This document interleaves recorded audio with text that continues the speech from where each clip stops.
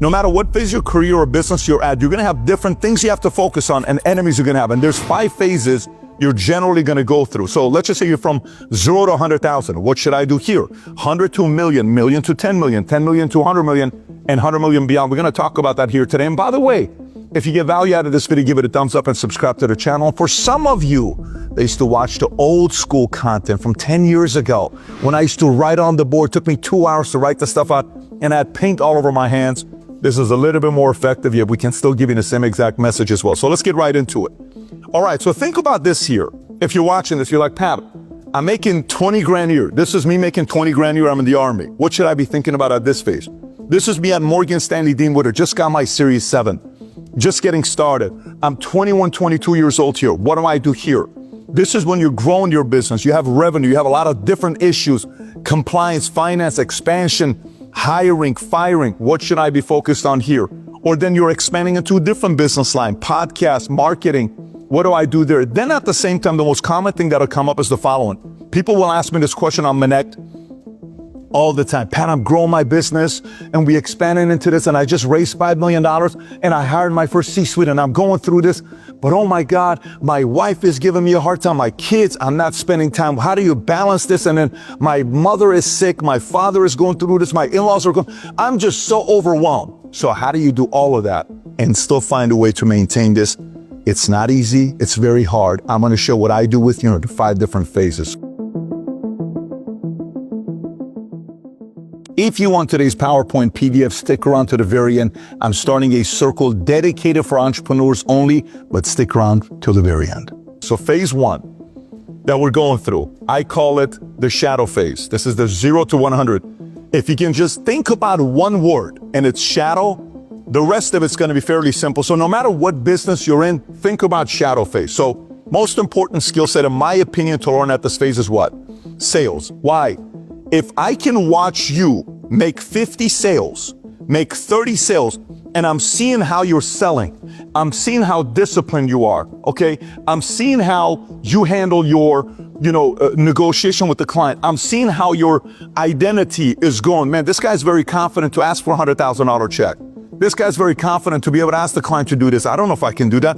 I only have $3,000 in the bank. If they find out that I'm broke and I'm $20,000 in debt, who's going to do business with me, right? But just think shadow. What can I do and who can I learn from that's going to give me the right habits, the right discipline? This guy comes in, he works, he does this, he does that. Good habits are being duplicated. We had a guy at Bally's. There was a bunch of us at Bally's that worked together. All of us left Bally's. Bally Total Fitness years ago. It's not in business anymore. LA Fitness Bottom. We all knew those rock stars. These guys were amazing at what they were doing. One guy goes into the mortgage business. Unfortunately, the guy that he watches makes a lot of money, but he's also addicted to cocaine. Within 2 years, guess what happens to that guy? He's duplicating the same exact habits. Guess what happens to him? Ends up owing taxes in the tens of millions of dollars, has all these issues for the rest of his life. His mom and dad are trying to help bail him out because he had wrong people to shadow and duplicate. So it's not only success, but it's also the right habits. You shadow the wrong person, it can completely destroy your life. So very, very important this phase.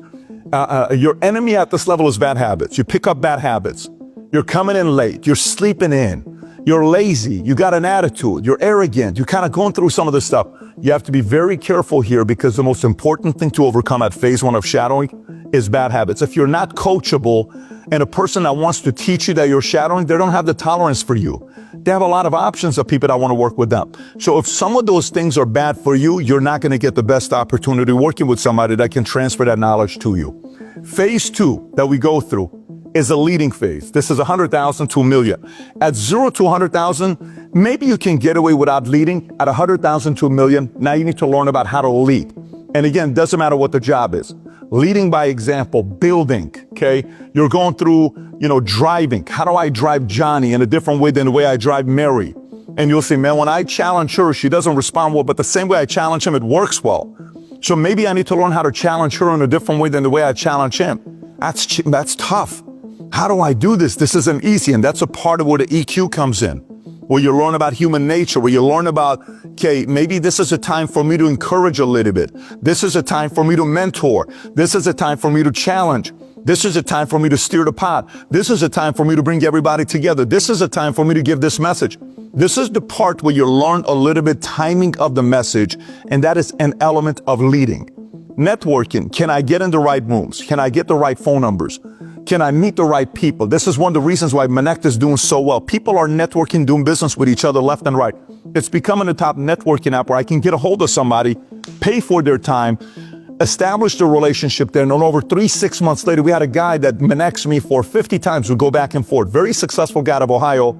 Then he eventually becomes a member at the cigar lounge, comes to the cigar lounge. We see each other. I meet his wife. We're hugging each other as if we've known each other for 10 years. But because this relationships has been being built on Connect, and our business is being done. Good guy, hung out, become a member, and a lot of other things that's going to be happening from it. But networking, very important at this phase. Unreasonable hospitality. If you have unreasonable hospitality, guys like me will pay attention to it. And guys like me who pay attention to will never forget the way you treated me. For example, I'll give you an idea. Our cigar lounge right now, the general manager that we just hired to be the GM of the cigar lounge, it's a person that's been serving me for the last 4 years. The way he treats me, my wife, my kids, my dad, any of my employees, absolutely world class. It's so amazing that I can't forget that service. So if you have incredible service you're giving to people, they're going to remember. It's one of the most simplest things anybody can do at 100,000 to $1 million, but it's so valuable at the highest level. Unreasonable hospitality. Next one, similar to building, leading is connecting. You're learning how to connect with people in different meetings. You're negotiating with a boss. How do you connect with them? You're negotiating with a vendor. You're talking to somebody that's a partner, an enemy. How do I connect to bring down the temperament of this unhappy client? You got to find a way to connect. And the next one is specializing. At this phase, you have to figure out a way what your niche is going to be. So for example, I get into sales. I get into financial services. I'm selling stocks, bonds, mutual funds, insurance, variable annuity, whatever it may be. But anything I can get my hands on, I sell between 0 to 100,000. At 100,000 to $1 million, I said, nah, I'm going to specialize. So what's the specialization? Insurance and annuities. And that's it. That's it. That's it. The sooner you specialize, now you can really be focused on only those things instead of saying, I'm going to try to do everything that's out there for me. And then recruiting, because to go from 100,000 to $1 million, you have to recruit an assistant. You have to bring on board people that are going to do customer service or case management or engineers or salespeople, but you have to get good at recruiting somebody to want to work with you. So how do you do that? We sat down with a couple of our executives and managers and I said, interview me to the company, recruit me to the company. What do you mean by that? Do an interview. Sell me why somebody has to be here. Sell me the dream. Sell me the system. Sell me what we do here. Challenge me why this could be the opportunity that I ought to be a part of. Most people don't know how to do that. That's a very, very important skill set. When Jobs was recruiting other people, he knew how to poke and recruit them to join his vision with Apple. You got to learn how to recruit. By far, one of the most under-recognized skill set to take that business from 100,000 to $1 million. So now, who is your enemy at this level?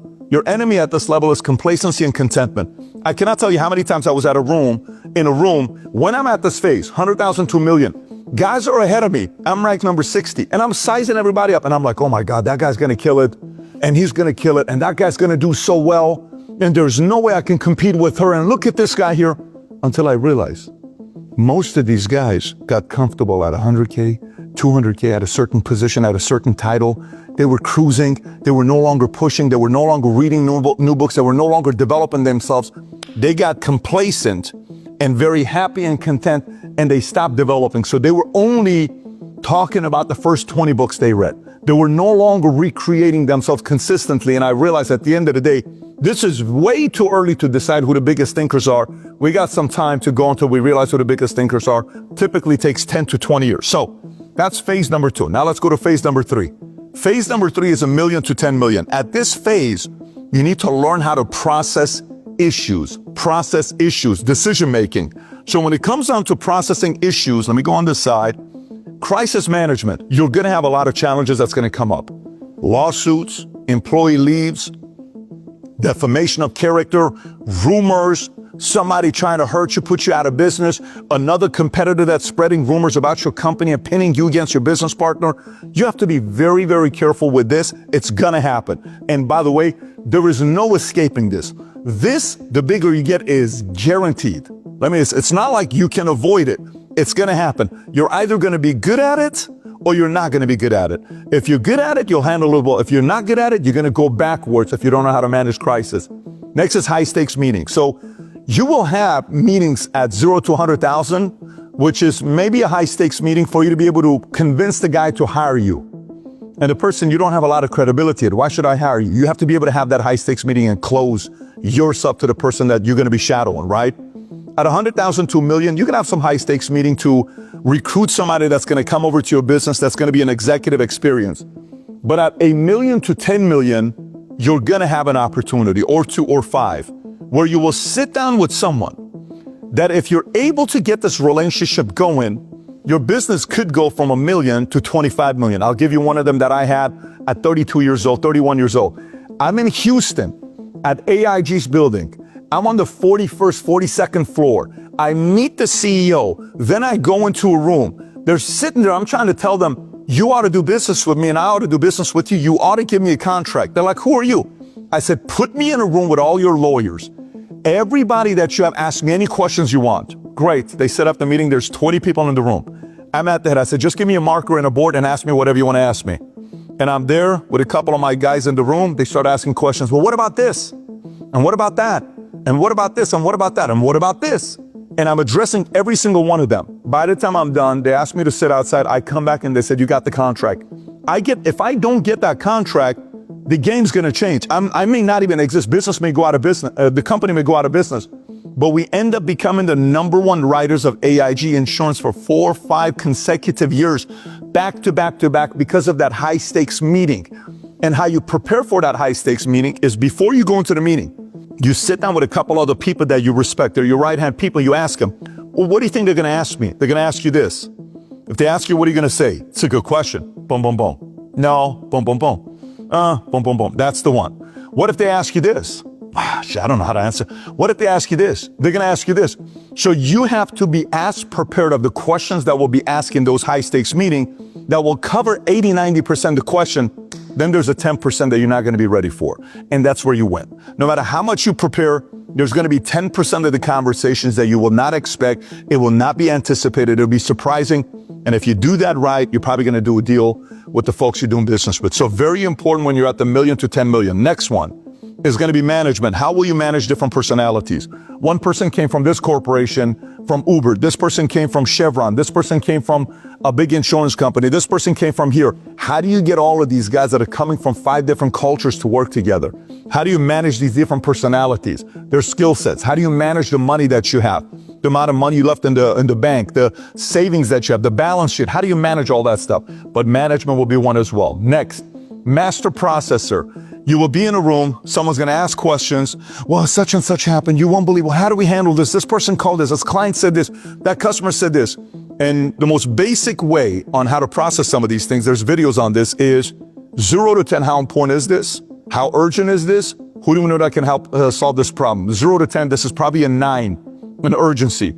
0 to 10, when it comes down to amount of importance of money being lost, this is probably a 7. We can lose $500,000. That's high. And who can help us with this? Our lawyer, our compliance officer, our accountant, the person that has a contact with this client that is not happy. Let's get that person on the Zoom with us. But that's processing issues. The more you get better at processing issues, the more your executive team and leadership around you will get better at processing issues. And then you have a new peer group. A lot of times when you're here, 1 to 10 million, you're alone.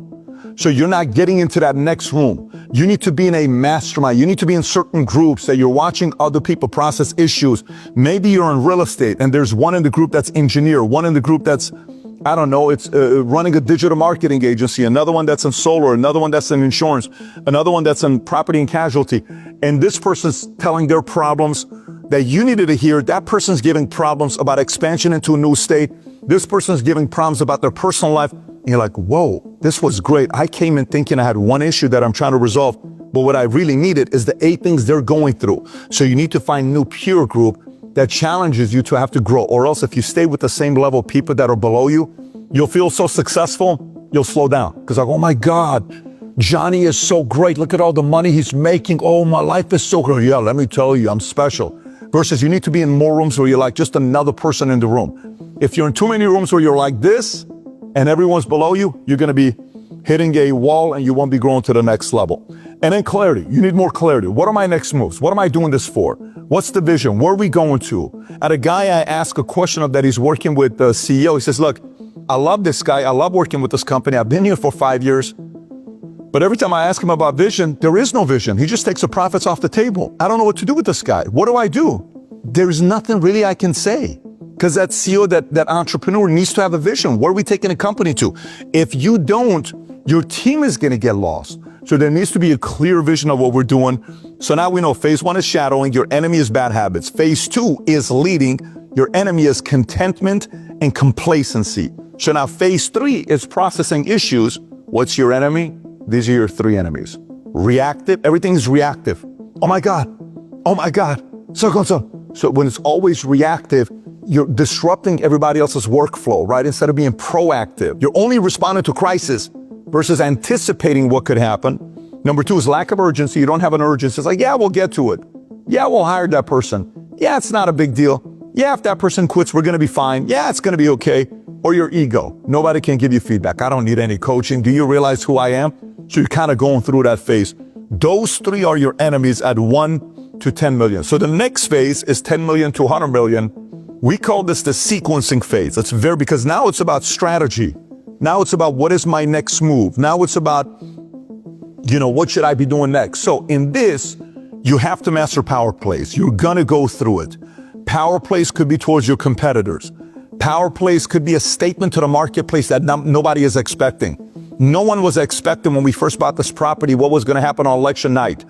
Just a couple of days ago, the vice president's brother is here and he says, while we were at the convention center, we were all watching a PBD podcast because you guys got it right before anybody else.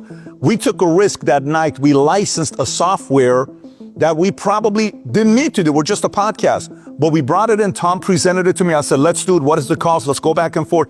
We finally got it on election night. We had 2,000 people here for our podcast. Everybody's like, what the hell is going on? There's 1,000 cars, VIPs, people coming through, live, 283,000 people concurrent live. We had a meeting with YouTube CEO and Google CEO. They're like, what were you guys doing that night? It was record breaking. That's a power play. That's a statement to the marketplace. Every once in a while, you need to be making a statement to the marketplace when they're watching you. Next area of focus is sequencing. What sequencing means is, hey, is this a move? Do I make that now as a move 3 or is it a move 9? Do I buy this software now for $2.8 million or wait 18 months? Because in 18 months, maybe I got to focus on hiring 19 more people first and being prepared before I go, no, we should buy the software. You're going to be judged on how good of a job you do sequencing. Investments, hiring, expansion, new marketing campaign, new product, all of that is sequencing. So it's always, is that a move now? Like imagine you're in a boardroom with all your executives. We just had our quarterly meeting at Four Seasons this week. And we'll sit there and we go through all these issues from 7:30 in the morning, 7:30 at night. And hey, here's what's going on with finance. Here's what's going on with this. Here, we should go raise capital on this business. We should go hire this person here. The entire conversation was about sequencing. Okay. The next one is running mate. At this phase, 10 million to 100 million, if you don't find the right running mate, your pillow is going to feel very hard. You know what it feels like when you sleep on a very hard pillow, like a brick? You're tossing and turning all night. What does it feel like when you sleep on a real soft pillow? You sleep better at night, right? So at this point is when you find a running mate that they're thinking and sharing pressure as much as you are in different ways. You're going at night and it's like, let me tell you what happened last night. We had these 3 things that happened. I did this, I contacted that person, I contacted this person. Thank God I got a running mate. You will be judged on finding a running mate here. Think about a running mate as a spouse, as a wife, as a husband. You find a right running mate, life is better. You find a wrong running mate, divorce, bankruptcy, the whole night. And in an area like this with running mates, there has to be a criteria. And there's a few points that I personally go through. Contacts, character, work ethic, bought into the vision, an example, somebody that has specialized skill. There's 7 points that I personally go through when I'm judging a running mate, and we give them a score. You get the right running mate, business grows exponentially. Very, very important hire. And the next point here outside of the running mate is raising money. You will need to learn how to raise money. And if you don't know how to raise money, you got to have somebody on your team that's raised money before. So if you don't have somebody on your team that has raised money before, the terms are not going to be favorable to you. It's going to be favorable to the person that's given the money. So you remember, I don't need anybody to go help me raise money. No problem. You don't. but the terms are going to be shitty for you. So you're going to need to raise money with someone that's done it in the past before, so they're able to get some of those controls. Any purchase you make over $10,000, we need you to get it approved by me. You kidding me? It would take me 2 days to get it approved by you. No, that needs to be $500,000. We're not going to do the $500,000. There's like 20 things that you got to go through. So if you're raising money and your running mate you're hired knows how to raise money, it accelerates the process. So now, what are the enemies you have at this phase? 2 enemies. Lack of recreating yourself, and number 2, intoxicated with flattery. Everyone around you is going to say, oh my God, Jack, you're the best. Oh my goodness, you smartest guy I know is Jack. And let me tell you, he can't do anything wrong. Yeah, it's the last thing you need. You almost kind of need to tell yourself, no, don't believe the hype, don't believe the hype, don't believe the hype. Keep going to the next phase. And then the other part is recreating yourself. Who do you need to be for this next phase to be ready? Because by the way, running a $10 million business, very different than running a $100 million business. Very, very different. Very, very few get to 10 million. Even fewer ever make it to the $100 million business. So then last but not least is phase 5. So what's phase 5 about? Phase 5 is about solving for X. Everything at this phase becomes solving for X. Everything. You'll sit in a room and you're trying to find a way to, I had a meeting with my guys and I'm telling my guys saying, hey, what's the difference between building a $1 million company versus a $10 million company? What's the difference between 10 million or 100 million, 100 million or a billion, billion or 10 billion, 10 billion or 100 billion, 100 billion or a trillion? Leadership, vision, sure. I said, is there really that big of a difference between 10 billion and 100 billion? Think about it. I guess no. So what's really the difference between 10 billion and 100 billion? What's the difference between a $100 billion company and a $1 trillion company? Netflix is a $200 billion company, but Microsoft is a $3 trillion company. What's the difference? Is it just lifespan? Is it just the product? Or is it the fact that they solve for X and solve a bigger problem?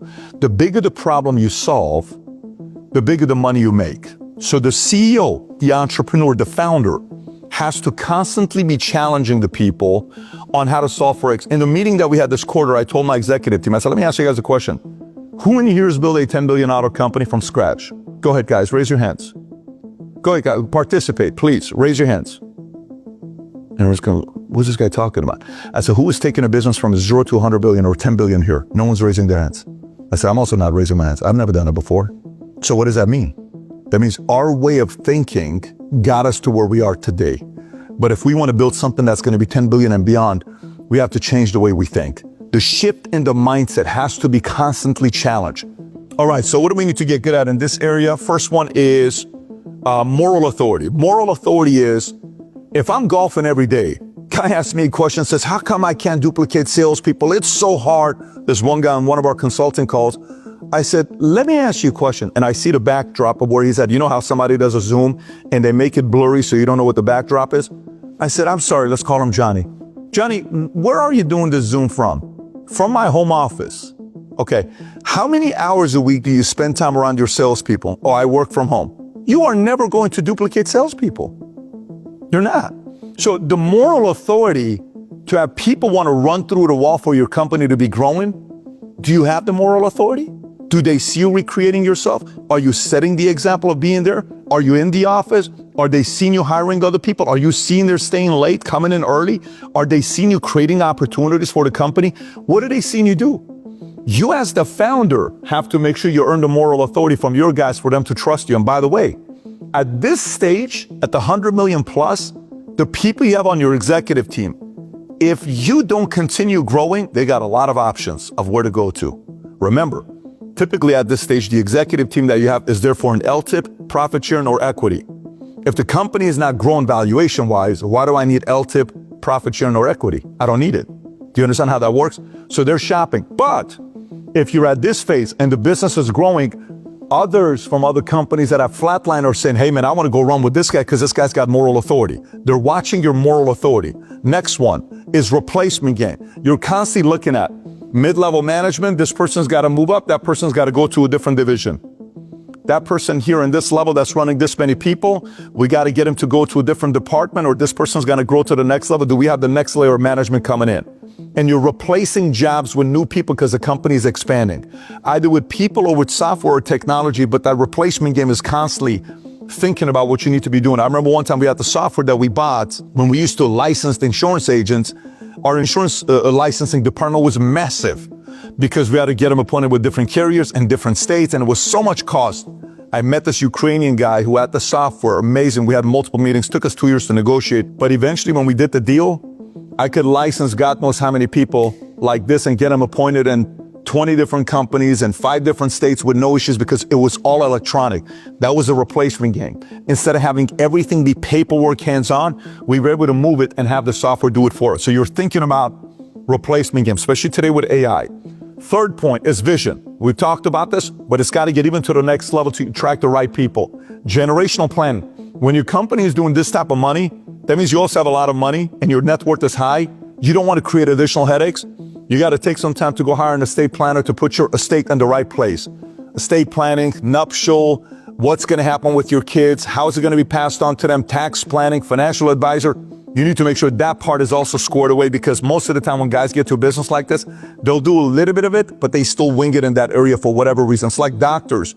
I sat down with so many different doctors when I was doing financial planning. They were some of the most uneducated people when it came down to finances, because advisors were uncomfortable to give advice to doctors. And so nobody would approach doctors. They had nothing in place. They're making 800 grand a year, but nothing in place. You need to make sure you get your finances in order as well. And outside of that is legacy, similar thing to what I'm talking about. So at one point here, if you're 68 years old, you're watching this video, you're like, dude, I'm not trying to take this business to $1 billion. I'm trying to get out of this business. I've been doing it for 40 years. I want to give it to my son. No problem. That's a complete different thing. At our consulting from BetDavid Consulting, betdavid.com, you can go learn more about it. I can't tell you how many conversations I have with father and son and daughter where we sit down and say, okay, how are we going to transition this business over to the son? And the father doesn't want to let go, and the son hasn't earned the right. What's the right way of doing it? There's a whole psychology and philosophy behind this. But at this phase, that may be something you need to be keeping in mind. Your enemies at this phase, lack of purpose. If you don't have purpose, you're bored, because everything in your life is covered.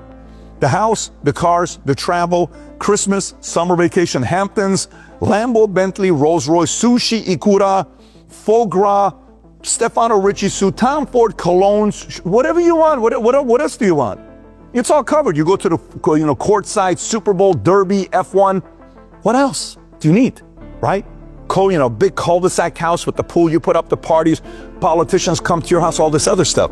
If you don't have the next purpose, that's an enemy. And last one is not recruiting your next enemy. And what I mean by that is I wrote a book called Choose Your Enemies Wisely. If you don't have the next thing that gets you out of bed, competition, it's time to hang it up. Sell the business, let your son or your kids run the business to the next level, because you are going to probably cause the business to go down if you don't have these two things. Lack of purpose and not recruiting your next enemy. If you want to get today's PowerPoint, all you have to do is download Connect, join the new entrepreneur circle that I started. The first 100 will be only $5 a month. Any video I do, any PDF, any notes that I put, it'll go in there. And on top of that, all of you from around the world will be able to network with each other, talk to one another, and it's my community, meaning people who also run businesses around the world. So if you haven't yet downloaded Connect or the circle, click on the link below in the description or the QR code right here. Download the app, join the circle. This entire PowerPoint is waiting for you there.